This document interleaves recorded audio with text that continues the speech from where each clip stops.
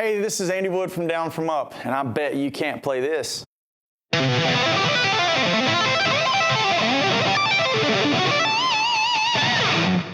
Here's the same excruciating lick played slower.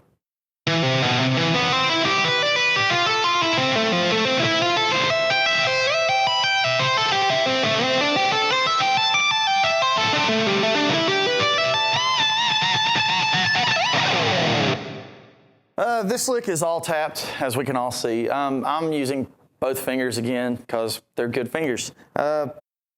So let's start out. It's all based in A minor, just straight up plain old A minor, nothing crazy. But there's some fun nines and things like that thrown in, you'll see as we come across the lick. So let's start right here. You can do it with and without the scrunchie. Just have the scrunchie on for good measure, personally. But the muting, you can mute with your pinky on these strings to cover the top strings. Muting also can come from the right hand when we get to the up top on the, to mute the low strings. So let's start with the lick.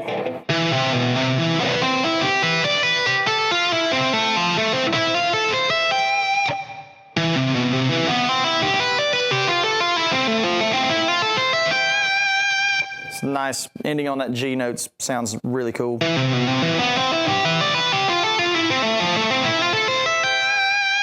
Another thing you're going to want to do that I do a lot in my tapping and silly licks is tap from nowhere with the left hand.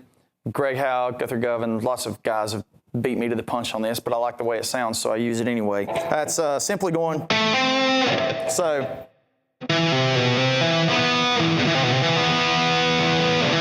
So it's almost like you can do a chord at times. You don't want to get that necessarily in this to ring over. At some sections of the lick, it may sound nice. You can kind of twist it to suit your own evil means. And descending as well.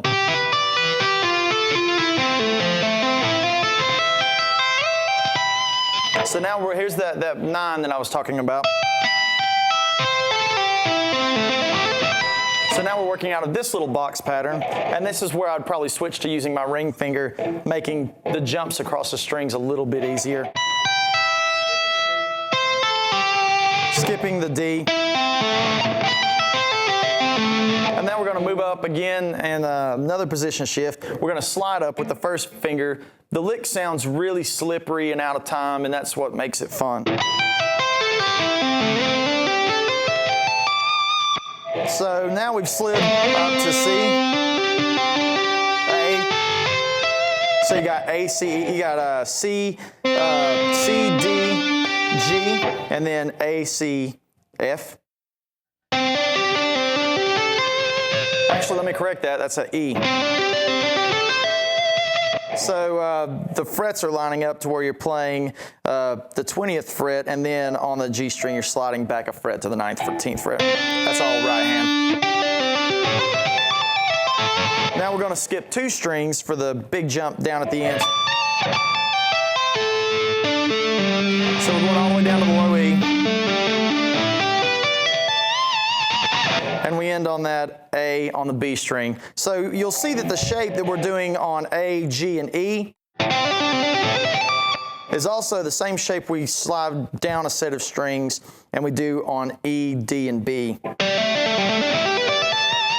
And that in and of itself can be a lot of fun. So you can just jump around all over the place with those 2 shapes right there. And as long as you're in the key of A minor, it's a get out of jail free card. And the most fun part of the lick, of course, is the ending with the big 1.5 bend.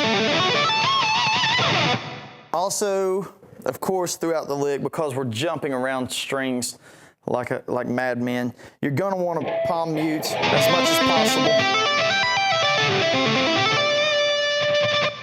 On the lower strings, like I said, use the left hand a little bit on the higher strings rather, and then I use the meat of my right hand.